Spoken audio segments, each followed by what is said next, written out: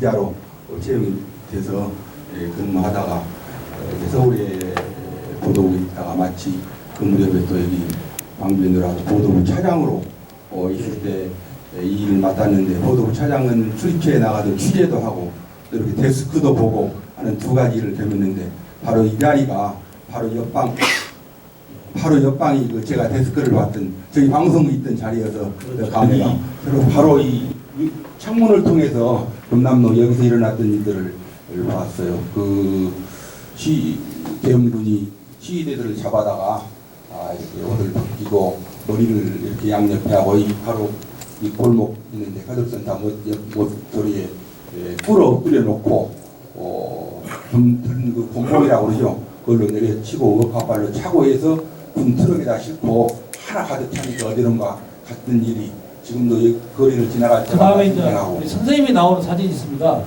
그것을 한번 천천히 돌려주시죠. 예. 또 하나 돌려주시죠. 예. 충분당이라 보이고 멈춰주십시오. 이 사진 속에 선생님 아시겠죠? 흰 가운 입은 분이 우리 노병요 선생님이십니다. 체육탄이며 총소리가 얼마나 그냥 심해서 어디로 내가 피했냐면 바로 곁에 있는 병원 박윤식 외과, 지금은 없어진 것 같더라고요. 박윤식 외과로 도망을 갔습니다. 그래서 기자 정신이 있어서 그래도 옥상에 2층 옥상에 내려가서 보는데 너무나 눈이 그냥 뜨거워서 볼 수가 없고, 이런 상황이 터지면 병원 원장하고 같이 있으면 총을 안 쏘겠지 하고 바로 제가 뛰어들어간 것이 병원 원장실에 있었습니다. 원장실에 있는데 박윤식 외과 원장님이 어떤 외국인하고 대화를 하는데 보니까 이 환자는 지금 종합병원에 가서 수술을 받지 않으면 죽는다고 그래요. 그런데 갈 사람이 없어요. 아무도 차가 못 다니고 사람도 못 다니니. 그래서 내가 바로 용기를 냈었습니다. 어떤 용기를 냈냐면 원장에게 당신 가운을 좀 벗겨주시오. 벗어주시오. 왜냐하면 전쟁이 나도 의사나 간호사에게는 총을 안 쏜다는 그 룰을 제가 알고 있기 때문에. 그랬더니 박윤식 원장이 자기 입던 가운 말고 딱 걸어놓은 게 하나 있었어요. 의사들 가운이 그 상고 마크같이 생긴 걸 딱 그놈을 벗어주시더라고요. 그래서 내가 그놈 태놈 딱 입고 들건 내라 하고, 그 평화, 나중에 알았지만 내가 이름은 지금 옛날 수첩에 있는데 평화봉사단이었어요. 저 사람이 평화, 저분이 그분만 데려온 게 아니라 그 배원군들한테 맞은 사람을 계속 업어서 박윤식과로 가져온 것입니다. 데려오는 것입니다. 업어서. 그런데 그 입에서 이쪽에서 막 피가 흐르더라고요. 그래서 그 사람 앞 세우고 외국인한테 안 설 거이다 하고 나도 좀 겁이 있었죠. 그리고 내가 뒤에 딸고 둘이 들고 갔어요. 그런데 어찌 제 손이 약하지 않습니까요? 어찌 무거운지 모르겠어요. 그래서 여기를 돌아서 좀 가면 여러분들 기억하실 거예요. 옛날 성결교회가 뜯어버리고 그때 증축을 하고 있었어요. 지금 그 무슨 투자신탁인가 건물을 짓고 있었어요. 근데 거기 공사장에 사람들이 많이 이렇게 내다보고 있는 거예요.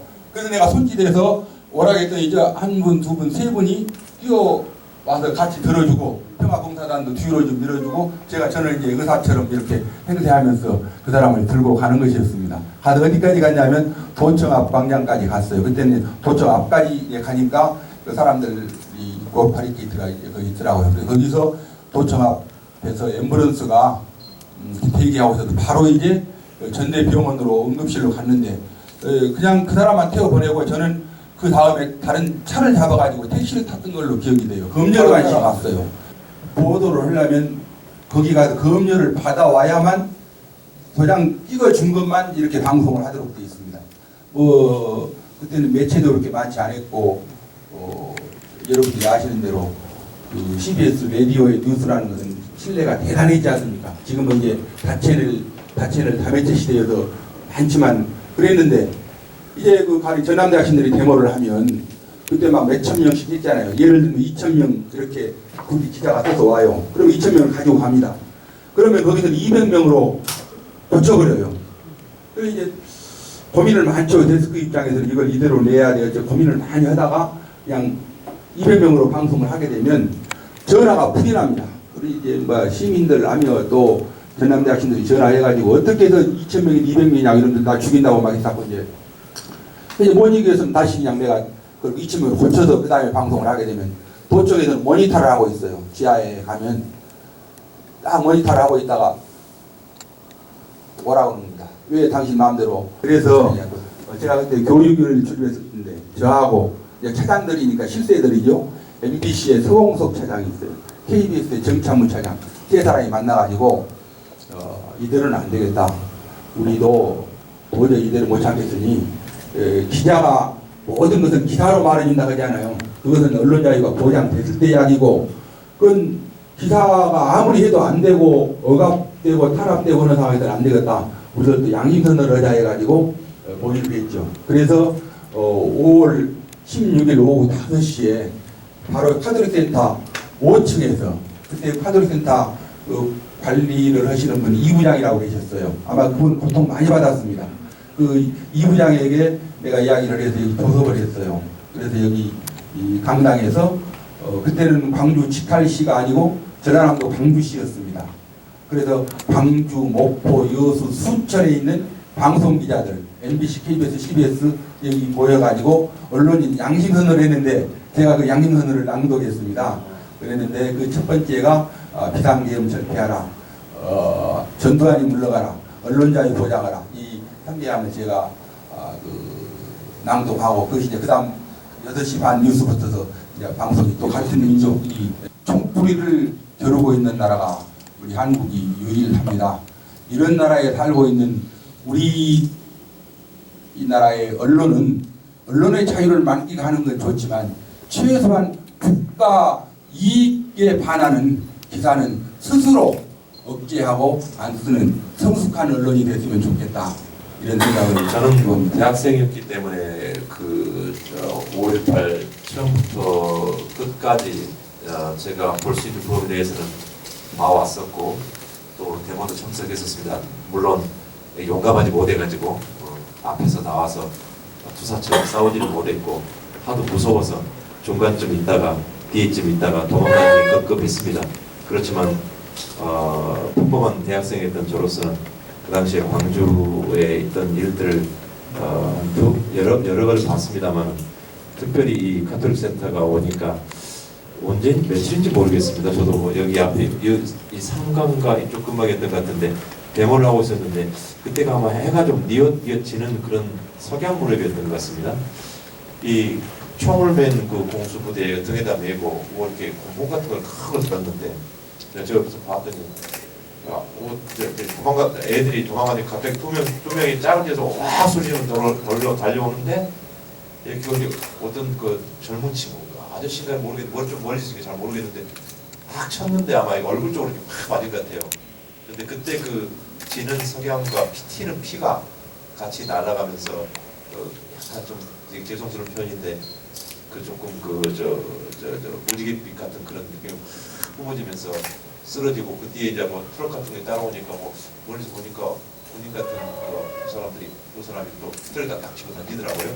그 사람은 그렇게 오는 걸 보고 하도 무서워서 도망갔던 기억이 하나 남아 있고요. 제 평생 잊지 못할 그런 이제 그 사건 중 하나가 또 하나는 이제 그 상무관에 언젠가 낮에 한번 갔더니 수십구의 시신들이 관하고 있고 그 과정을 본 순간 그냥 제가 영원히 잊지 못할 그 과정들 두 것이 항상 제 머릿속에 지금 남아있는 82년도 4월쯤 됐습니다. 그때는 참 어려웠던 시절이었죠. 그런데 이제 황석영 씨가 그 당시에 그 원암동에 계셨는데 황석영 씨가 한번 소집을 하더라고요. 아무리 우리가 상황이 이렇다 하더라도 우리가 이대로 넘어갈 수는 없지 않느냐. 그래서 한 10여 명이 모였더니 이제 이야기가 이거에 뭐 좀 만들자 이겁니다. 그래서 뭘 만듭니까 하니까 2주기가 내일 모레인데 2주기를 앞두고 뭔가 하나를 좀 우리가 만들어서 기념을 하자 이렇게 이야기하시더라고요. 하시면서 조금 노는 과정에서 한 달 전쯤인가 윤상원 열사와 박기순 씨가 가족들끼리 영혼 결혼식을 했대. 저희들이 몰랐습니다 전혀. 근데 이제 아마 황석영 씨도 참석 못했던 것 같아요. 나중에 이야기를 들은 모양입니다. 그때 이제 딱 저희들이 지금 그러면 됐다. 이걸 소재로 해서 우리가 뭐 가지고 있는 게 뭐냐, 돈이 있냐, 아무것도 없으니까 또 영혼 결혼식도 결혼식이니까 우리가 선물을 해야 될 거 아니냐.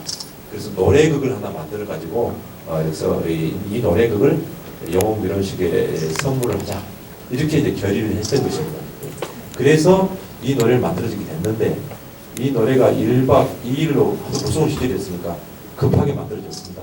한 8곡의 제 창작곡이 쓰여졌는데 이 노래 극이기 때문에 일종의 미니 뮤지컬입니다.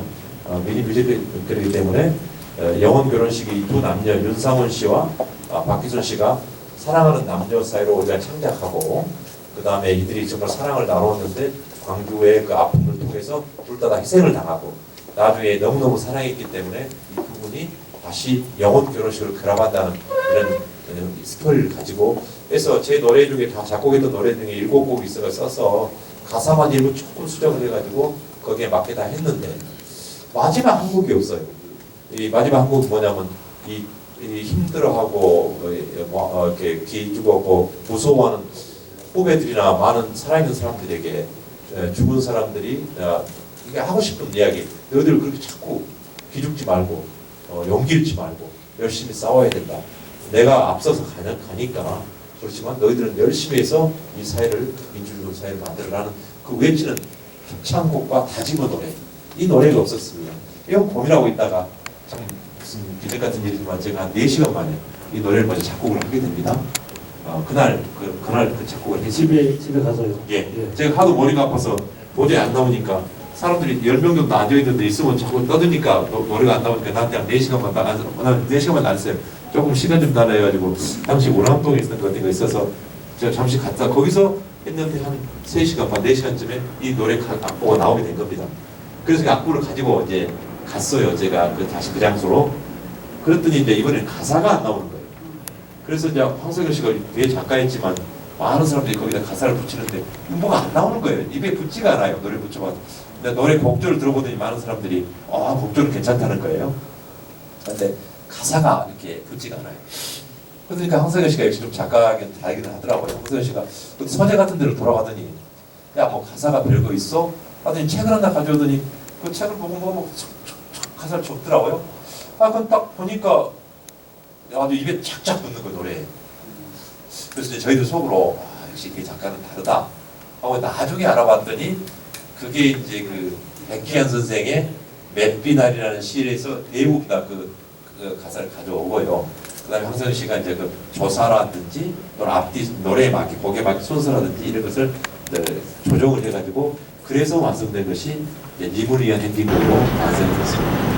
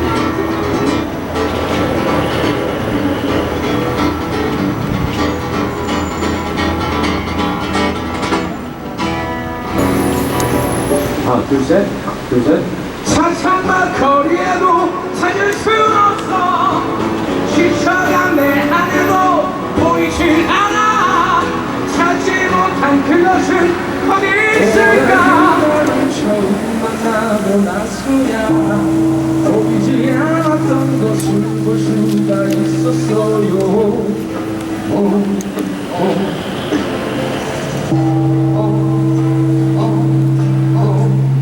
기타를 조금 더 주셔도 좋을 것 같습니다.